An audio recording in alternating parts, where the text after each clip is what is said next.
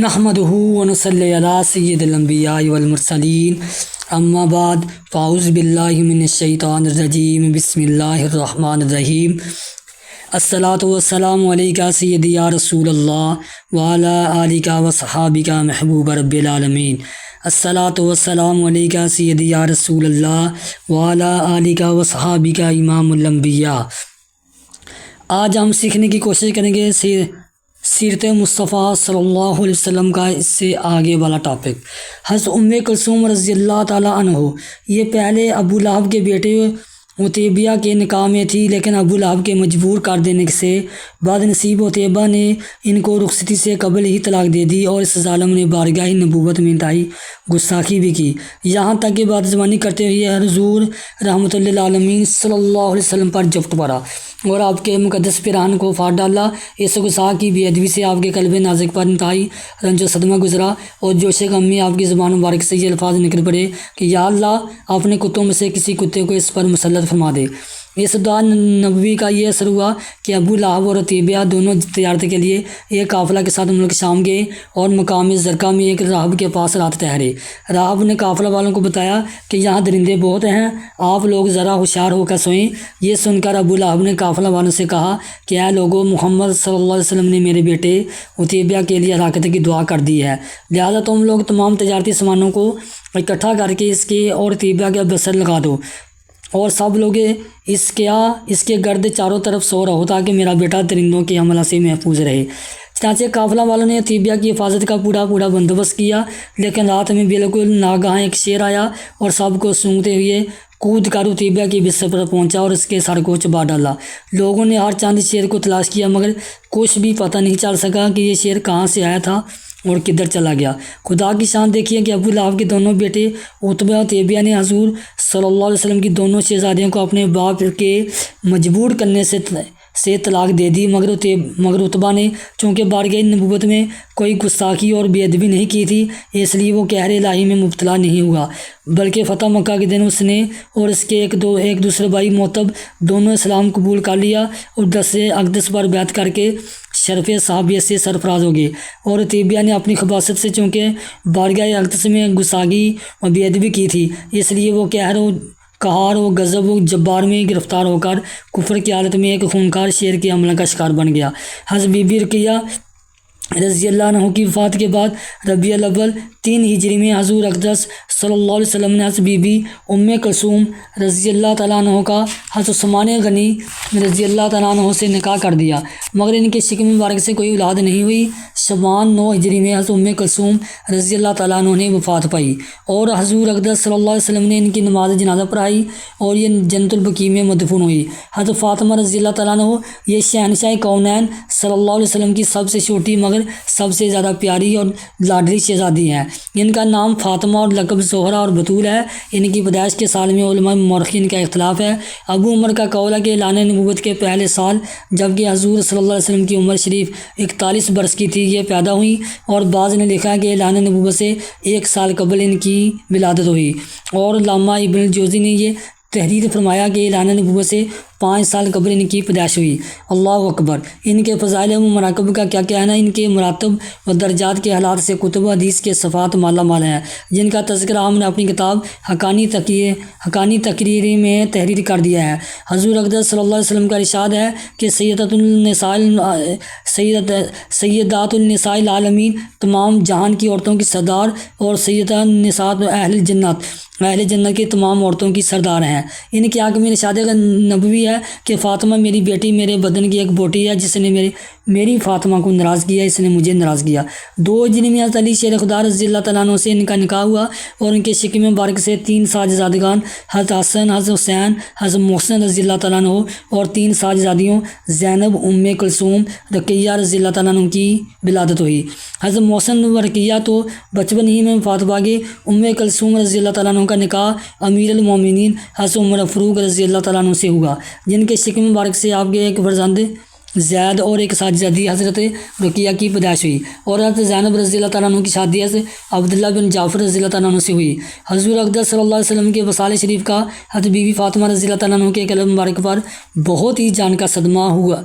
جان کا صدمہ گزرا۔ چنانچہ وصال اقدس کے بعد فاطمہ رضی اللہ تعالیٰ عنہ کبھی انستی ہوئی نہیں دیکھی گئی، یہاں تک کہ وصال نبوت کے 6 ماہ بعد 3 رمضان 11 ہجری منگل کی رات میں آپ نے دائی اجل کو لبیک کہا۔ حضرت عباس رضی اللہ تعالیٰ عنہ نے نماز جنازہ پڑھایا۔ یہ سب سے زیادہ صحیح اور مختار قول یہی ہے کہ جنت البقیع میں مدفون ہوئی۔ چاچوں کی تعداد، حضور اقدس صلی اللہ علیہ وسلم کے چاچوں کی تعداد میں مورخین کا اختلاف ہے۔ بعض کے نزدیک ان کی تعداد 9، بعض نے کہا کہ 10 اور بعض کا قول ہے 11، مگر صاحب محب لدینیہ نے ذخائر الاقبا فی مراکب ذوی القربہ کے سے نقل کرتے ہوئے یہ تحریر فرمایا کہ آپ کے والد ماجد حضرت عبداللہ کے علاوہ عبد المطلب کے 12 بیٹے تھے، جن کے نام یہ ہیں: حارث، ابو طالب، زبیر، حمزہ، عباس، ابو لہب، گیداق، مکوم، زرار، قسم، عبد الکعبہ، حجل۔ ان میں سے صرف حضرت حمزہ حضرت عباس رضی اللہ تعالیٰ عنہ نے اسلام قبول کیا۔ حضرت حمزہ رضی اللہ تعالیٰ عنہ بہت ہی طاقتور اور بہادر تھے۔ ان کو حضور اقدس صلی اللہ علیہ وسلم نے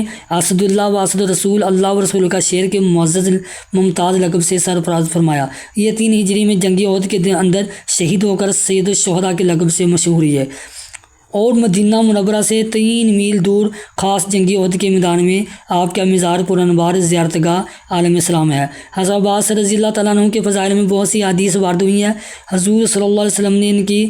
کی اولاد کے بارے میں بہت سی بشارتیں دی اور اچھی دعائیں بھی فرمائی ہیں۔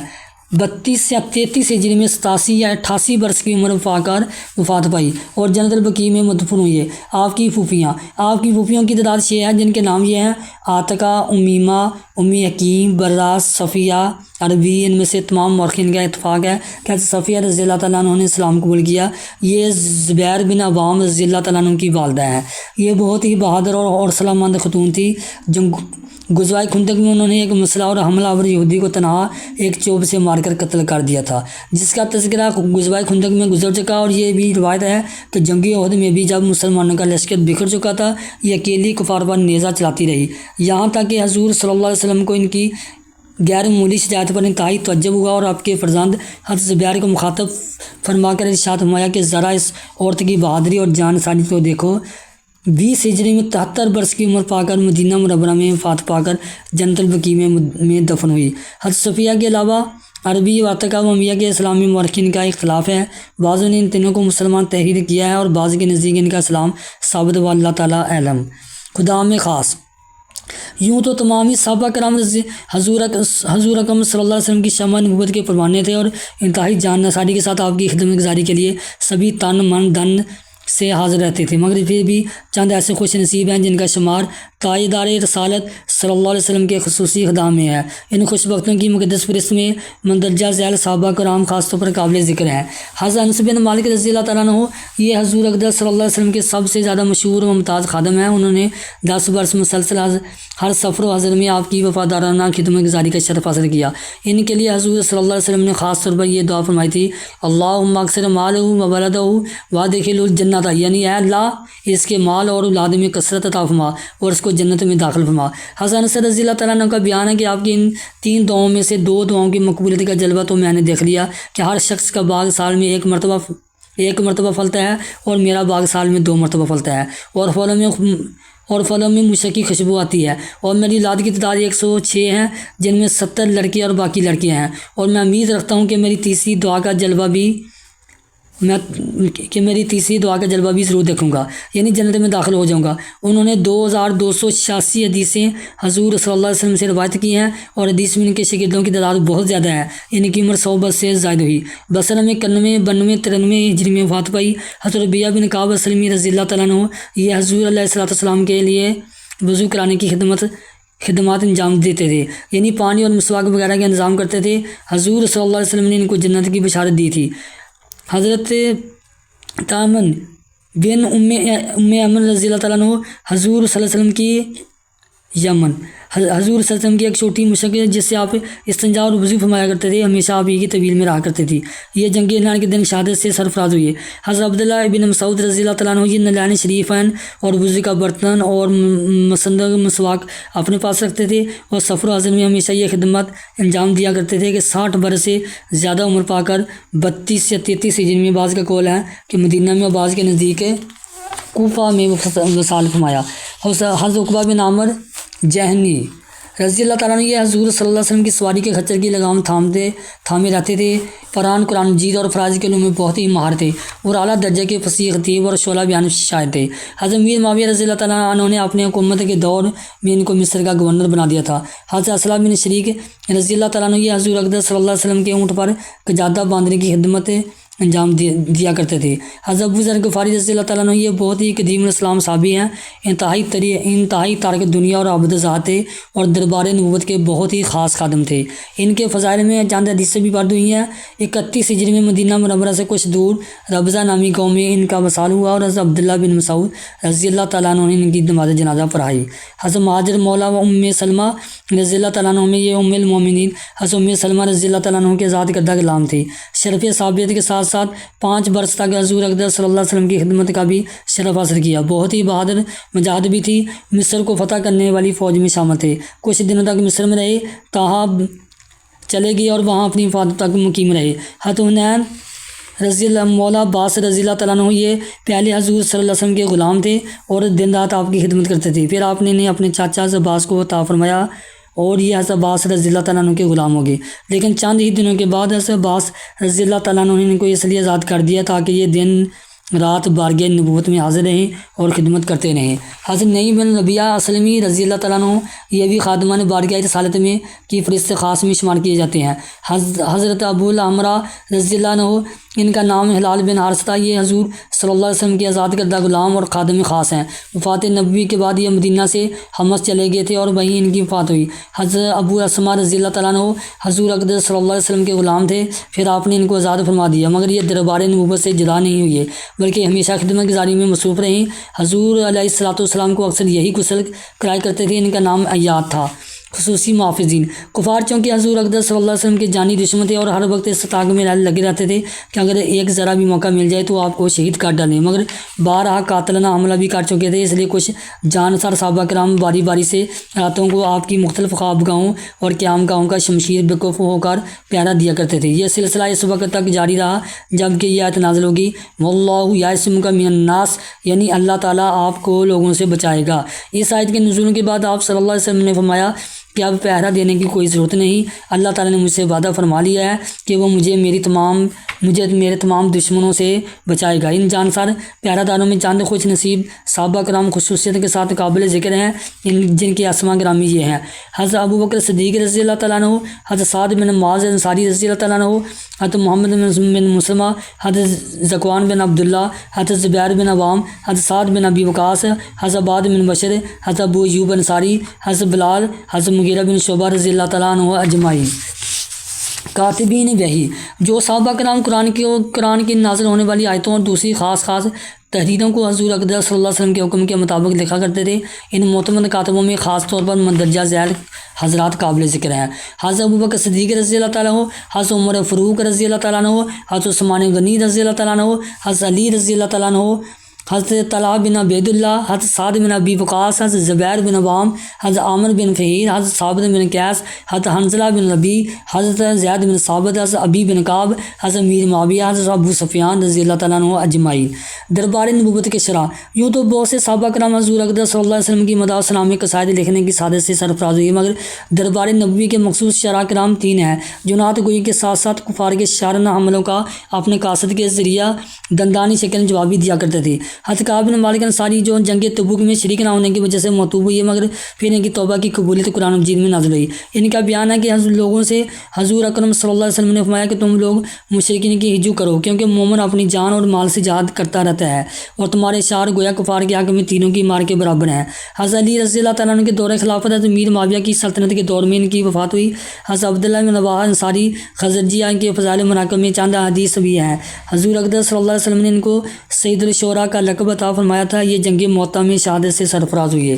حضرت سان بن ثابت بن منذر بن عمر انصاری خزرجی یہ دربار رسالت کے شعراء کرام میں سب سے زیادہ مشہور ہیں۔ حضور اکرم صلی اللہ علیہ وسلم نے کہا کہ میں دعا فرمائی، اللہم ایدی بروح قدس، یعنی یا اللہ حضرت جبریل علیہ السلام کے ذریعے ان کی مدد فرما، اور یہ بھی ارشاد فرمایا کہ جب تک یہ میری طرف سے کفار مکہ کو اپنے اشعار کے ذریعے جواب دیتے رہتے ہیں، اس وقت تک حضرت جبریل علیہ السلام ان کے ساتھ رہا کرتے ہیں۔ 120 برس کی عمر پا کر 54 برس میں وفات پائی۔ 60 برس کی عمر زمانہ جاہلیت میں گزاری اور 60 برس کی عمر خدمت اسلام میں صرف کی۔ یہ ایک طریقی لطیفہ ہے کہ ان کی اور ان کے والد ثابت اور ان کے دادا منظر اور نگر دادا احرام سب کی عمریں 120 برس کی ہوئی۔ خصوصی مؤذنین،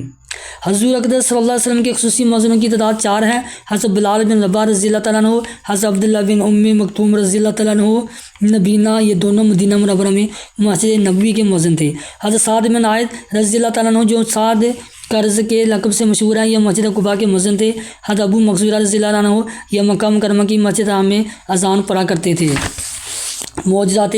نبوت، معجزہ کیا ہے؟ حضرت انبیاء کرام علیہ السلام سے ان کی نبوت کی صداقت ظاہر کرنے کے لیے کسی ایسی تعجب خیز چیز کا ظاہر ہونا جو عادت نہیں ہوا کرتی، اسی خلاف ظاہر ہونے والی چیز کا نام معجزہ ہے۔ معجزہ چونکہ نبی کی صداقت ظاہر کرنے کے لیے ایک خداوندی نشان ہوا کرتا ہے، اس لیے معجزہ کے لیے ضروری ہے کہ وہ خارق عادت ہو، یعنی ظاہری علل و اسباب اور عادات و جاریہ کے بالکل ہی خلاف ہو، ورنہ ظاہر ہے کہ کفار اس کو دیکھ کر کہہ سکتے ہیں کہ یہ تو فلاں اسباب سے ہوا ہے اور ایسا تو ہمیشہ عادت نے ہوا ہی کرتا ہے۔ اس برابر معجزہ کے لیے لازمی شرط ہے کہ بلکہ یہ معجزہ کے مفہوم میں داخل ہے کہ وہ کسی نہ کسی اعتبار سے اسباب عادیہ اور عادت جاریہ کے خلاف ہو اور ظاہری اسباب علل کے عمل دخل سے بالکل ہی بالا تر ہو، تاکہ اس کو دیکھ کر کفار یہ ماننے پر مجبور ہو جائیں کہ چونکہ اس چیز کا کوئی ظاہری سبب بھی نہیں ہے اور عادت نہ کبھی ایسا ہوا بھی نہیں کرتا، اس لیے بلا شبہ اس چیز کا کسی شخص سے ظاہر ہونا انسانی طاقتوں سے بالا تر کارنامہ ہے، لہٰذا یقیناً یہ شخص اللہ کی طرف سے بھیجا ہوا اور اس کا نبی ہے۔ معجزات کی 4 قسمیں،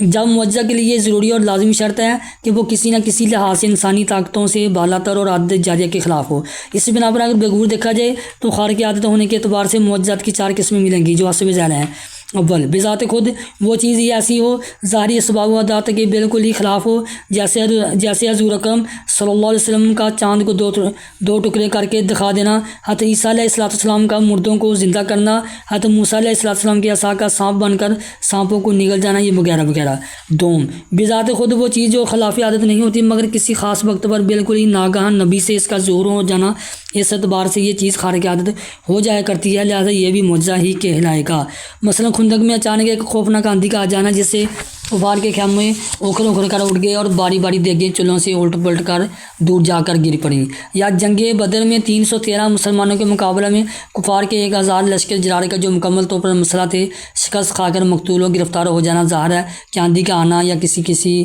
لشکر کا شکست کھا جانا یہ بذات خود کوئی خلافی بات نہیں ہے، بلکہ یہ تو ہمیشہ ہوا ہی کرتا ہے، لیکن اس خاص موقع پر جب کہ رسول کو تائید ربانی کی خاص ضرورت محسوس ہوئی بغیر کسی ظاہری سبب کے بالکل ہی اچانک آندھی کا آ جانا اور کفار کا باوجود کثرت تعداد کے قلیل مسلمانوں سے شکست کھا جانا، اس کو تائید خداوندی اور غیبی امداد و نصرت کے سوا کچھ بھی نہیں کہا جا سکتا۔ اس لحاظ سے یقیناً یہ عادات جاریہ کے خلاف اور ظاہری اسباب و علل سے بالا تر ہے، لہذا یہ بھی یقیناً معجزہ ہے۔ سوم، ایک صورت یہ بھی ہے کہ نہ تو بذات خود وہ واقعہ خلاف عادت ہوتا ہے، نہ اس کے ظاہر ہونے کے وقت خاص میں خلاف عادت کوئی بات ہوتی ہے، مگر اس واقعہ کے ظاہر ہونے کا طریقہ بالکل ہی نادر الوجود اور خلاف عادت ہوا کرتا ہے۔ مثلا انبیاء علیہ السلام کی دعاؤں سے بالکل ہی ناگہاں پانی کا برسنا، بیماروں کا شفا یاب ہو جانا، آفتوں کا ٹال جانا، ظاہر ہے کہ یہ باتیں نہ تو خلاف عادت ہیں، نہ کہ ان کے ظاہر ہونے کا کوئی خاص وقت ہے، بلکہ یہ باتیں تو ہمیشہ ہوا ہی کرتی ہیں، لیکن جن طریقوں اور جن اسباب سے یہ چیزیں وقوع پذیر ہوئیں کہ ایک دم ناگہاں نبی نے دعا مانگی اور بالکل ہی اچانک یہ چیزیں ظہور میں آ گئی، اس اعتبار سے بلا شبہ یہ ساری چیزیں خارق عادت اور ظاہری ثواب سے الگ اور بالا تر ہیں، لہٰذا یہ چیزیں بھی معجزات ہی کہلائیں گی۔ چہارم، کبھی ایسا بھی ہوتا ہے کہ نہ تو خود واقعہ عادات و جاریہ کے خلاف ہوتا ہے، نہ اس کا طریقہ ظہور خارق عادت ہوتا ہے، لیکن بلا کسی ظاہری ثواب کے نبی کو اس واقعہ کا قبل از وقت علم غیب حاصل ہو جانا اور واقعہ کے وقوع سے پہلے ہی نبی کا اس واقعے کی خبر دے دینا، یہ خلاف عادت ہوتا ہے۔ مثلا حضرت انبیاء علیہ السلام نے واقعات کے ظہور سے پہلے بہت پہلے جو غیب کی خبریں دی ہیں، یہ سب واقعات اس اعتبار سے خارق عادات اور معجزات ہیں۔ چنانچہ مسلم شریف کی روایت ہے کہ ایک روز بہت ہی زوردار آندھی چلی، اس وقت حضور اکرم صلی اللہ علیہ وسلم مدینہ سے باہر تشریف فرما تھے۔ آپ صلی اللہ علیہ وسلم نے اسی جگہ فرمایا کہ یہ آندھی مدینہ کے ایک منافق کی موت کے لیے چلی ہے، لہٰذا چنانچہ ایسا ہی ہوا کہ جب لوگ مدینہ پہنچے تو معلوم ہوا کہ مدینہ کا ایک منافق اس آندھی سے ہلاک ہو گیا۔ غور کیجئے کہ اس واقعے میں نہ تو آندھی کا چلنا خلاف عادت ہے، نہ کسی آدمی کا آندھی سے ہلاک ہونا ثوابی عادات کے خلاف ہے، کیونکہ آندھی ہمیشہ آتی ہے اور آندھی میں ہمیشہ آدمی مرتے ہی رہتے ہیں۔ لیکن اس واقعہ کا قبل از وقت حضور صلی اللہ علیہ وسلم کو علم ہو جانا اور آپ کا لوگوں کو اس غیب کی خبر پر قبل از وقت مطلع کر دینا یقیناً بلا شبہ یہ خرق عادات اور معجزات میں سے ہیں۔ انبیاء، سابقین اور خاتم النبیین کے معجزات۔ یہ ہر نبی کا معجزہ چونکہ اس کی نبوت کے ثبوت کی دلیل ہوا کرتا ہے، اس لیے خداوند عالم نے ہر نبی کو اس دور کے ماحول اور اس کی امت کے مزاج، عقل و فہم کے مناسب معجزات سے نوازا۔ چنانچہ مثلا حضرت موسیٰ علیہ السلام کے دور میں چونکہ جادو اور سحرانہ کارنامے عام ترین ترقی کی اعلیٰ ترین منازل پر پہنچے ہوئے تھے، اس لیے اللہ تعالیٰ نے آپ کو ید بیضاء اور عصا کے معجزات عطا فرمائے، جن سے آپ نے جادوگر کے کارناموں پر اس طرح غلبہ حاصل فرمایا کہ تمام جادوگر سجدہ میں گر پڑے اور آپ کی نبوت پر ایمان لائے۔ اسی طرح عیسیٰ علیہ السلام کے زمانے میں علم طلب انتہائی مراج ترقی پر پہنچا ہوا تھا، اور اس دور کے طبیبوں اور ڈاکٹروں نے بڑے بڑے امراض کا علاج کر کے اپنی فنی مہارت سے تمام انسانوں کو مسحور کر رکھا تھا۔ اس لیے اللہ تعالیٰ نے حضرت عیسیٰ علیہ السلام کو مارزادہ اندھوں اور کوروں کو شفا دینے اور مردوں کو زندہ کر دینے کا معجزہ عطا فرمایا، جس کو دیکھ کر دور مسیح کے اعتبار ڈاکٹروں کے ہوش اڑ گئے اور وہ حیران ششدر رہ گئے، اور بالآخر انہوں نے ان معجزات کو انسانی کمالات سے بالاتر مان کر آپ کی نبوت کا اقرار کر لیا۔ اسی طرح حضرت صالح علیہ السلام کے دور بسن میں سنگ تراشی اور مجسمہ سازی کے حالات کا بہت چرچا تھا، اس لیے خداوند تعالیٰ نے آپ کو یہ معجزہ عطا فرما کر بھیجا کہ آپ نے ایک پہاڑی کی طرف اشارہ فرما دیا تو اس کی ایک چٹان شک ہوگی، اور اس میں سے ایک بہت ہی خوبصورت اور تندرست اٹھنی اور اس کا بچہ نکل پڑا، اور آپ نے فرمایا کہ حاذی ناقۃ اللہ لکم آیۃ، یہ اللہ کی اٹھنی ہے، یہ جو تمہارے لیے معجزہ بن کر آئی ہے۔ حضرت صالح علیہ السلام کی قوم آپ کا یہ معجزہ دیکھ کر ایمان لائی۔ الغرض اسی طرح نبی کو اس دور کے ماحول کے مطابق اور اس کی قوم کے مزاج اور ان کی افتاد و طبع کے مناسب کسی کو ایک، کسی کو دو، کسی کو اس سے زیادہ معجزات ملے، مگر ہمارے حضور نبی اعظم صلی اللہ علیہ وسلم چونکہ تمام نبیوں کے بھی نبی ہیں، اور آپ کی سیرت مقدسہ تمام انبیاء علیہ السلام کی مقدس زندگیوں کا خلاصہ، اور آپ کی تعلیم تمام انبیاء کرام کی تعلیمات کا عطر ہے، اور آپ دنیا میں ایک عالمگیر اور ابدی دین لے کر تشریف لائے تھے، اور عالم کائنات میں اولین و آخرین کے تمام اقوام ملل آپ کی مقدس دعوت کے مخاطب تھے۔ اس لیے اللہ تعالیٰ نے آپ کی ذات مقدسہ کو انبیاء سابقین کے تمام معجزات کا مجموعہ بنا دیا، اور آپ کو قسم قسم کے ایسے بے شمار معجزات سے سرفراز فرمایا جو ہر طبقہ، ہر گروہ، ہر قوم اور تمام اہل مذہب کے مزاج، عقل و فہم کے لیے ضروری تھے۔ اس لیے آپ کی صورت و سیرت، آپ کی سنت و شریعت، آپ کے اخلاق و عادات، آپ کے معمولات، غرض آپ کی ذات و صفات کی ہر ادا اور ایک ایک بات اپنے دامن میں معجزات کی ایک دنیا لیے ہوئی ہے۔ آپ پر جو کتاب نازل ہوئی، آپ صلی اللہ علیہ وسلم پر جو کتاب نازل ہوئی، وہ آپ صلی اللہ علیہ وسلم کا سب سے بڑا اور قیامت تک باقی رہنے والا ایسا ابدی معجزہ ہے، جس کی ہر آیت بینات کی کتاب اور جس کی 70 معجزات کا دفتر ہے۔ آپ صلی اللہ علیہ وسلم کے معجزات کا عالم اعلیٰ اور عالم عام و سفل کی کائنات میں اسی طرح جلوہ فگن ہوئی ہے کہ فرش عرش تک آپ کی معجزات کی عظمت کا ڈنکا بج رہا ہے۔ روئے زمین پر جمادات، نباتات، حیوانات کے تمام عالموں میں آپ کے طرح طرح کے معجزات کی ایسی ہماگیر حکمرانی و سلطنت کا پرچم لہرایا کہ بڑے بڑے منکروں کو بھی آپ کی صداقت نبوت کے آگے سرنگو ہونا پڑا، اور ماندین کے سوا ہر انسان خواہ وہ کسی قوم و مذہب سے تعلق رکھتا ہو اور اپنی افتاد و طبع اور مزاج عقل کے لحاظ سے کتنی ہی منزل بلند پر فائز کیوں نہ ہو، مگر آپ کے معجزات کی کثرت اور ان کی نوعیت عظمت کو دیکھ کر اس کو اس بات پر ایمان لانا ہی پڑا کہ بلا شبہ آپ نبی برحق اور خدا کے سچے رسول ہیں۔ خود آپ کے جسمانی اور روحانی خدا طاقتوں پر اگر نظر ڈالی جائے تو پتہ چلتا ہے کہ آپ کی حیات مقدسہ کے مختلف دور کے مخیر عقول کارنامے بجائے خود عظیم سے عظیم تر معجزات ہیں۔ کبھی عرب کے ناقابل تذکیر پہنانے سے کشتی لڑا کر ان کو پچھاڑ دینا، کبھی دم و زدن میں زمین سے سدرۃ المنتہا پر گزرتے ہوئے عرش مولا کی سیر، کبھی انگلیوں کے اشارے سے چاند کے 2 ٹکڑے کر دینا، کبھی ڈوبے ہوئے سورج کو واپس لٹا دینا، کبھی خندق کی چٹان پر فورا مار کر روم فارس کی سلطنت میں اپنی امت کو پرچم اسلام لہراتا ہوا دکھا دینا، کبھی انگلیوں سے پانی کے چشمے جاری کر دینا، کبھی مٹھی بھر کھجور سے ایک بھوکے لشکر کو اس طرح راشن دینا کہ ہر سپاہی نے شکمسی ہو کر کھا لیا، وغیرہ وغیرہ۔ معجزات کا ظاہر کر دینا بلا شبہ یقیناً بلا شبہ یہ وہ معجزانہ واقعات ہے کہ دنیا کا کوئی بھی سلیم العقل انسان اس سے متاثر ہوئے بغیر نہیں رہ سکتا۔ معجزات کثیرہ میں سے چند حضور اقدس صلی اللہ علیہ وسلم کے معجزات کی تعداد کا 1000 کی گنتیوں سے شمار کرنا انتہائی دشوار ہے، کیونکہ ہم تحقیق کر چکے ہیں کہ آپ کی ذات مقدسہ تمام انبیاء اور سابقین کے معجزات کا مجموعہ برزخ کبرا ہے، اور ان کے علاوہ خداوند قدوس نے آپ کو دوسرے ایسے بے شمار معجزات بھی عطا فرمائے جو کسی نبی رسول کو نہیں دیے گئے۔ اس لیے یہ کہنا کہ آفتاب سے زیادہ کتابنا کا حقیقت ہے کہ آپ کی مقدس زندگی کے تمام لمحات در حقیقت معجزات کی ایک دنیا اور خارقیات کا ایک عالم اکبر ہے۔ ظاہر ہے کہ جب بڑی بڑی عظیم ذخیرہ کتابوں کے مصنفین حضور اکرم صلی اللہ علیہ وسلم کے تمام معجزات کو اپنی کتابوں میں جمع نہیں فرما سکے تو ہماری مختصر کتاب کا تنگ دامن بلا ان معجزات کثیرہ کا کس طرح محتمل ہو سکتا ہے۔ لیکن مثل مشہور ہے کہ ما لا یدرک کلہ لا یترک کلہ، یعنی جس چیز کو پورا نہ حاصل کیا جا سکے ان کو بالکل ہی چھوڑ دینا بھی نہیں چاہیے۔ اس لیے میں نے مناسب سمجھا کہ اپنی اس مختصر کتاب میں چند معجزات کا بھی ذکر کرنا ہوں تاکہ اس کتاب کا دامن معجزات نبوت کے غلائے رنگا رنگ سے بالکل ہی خالی نہ رہ جائے،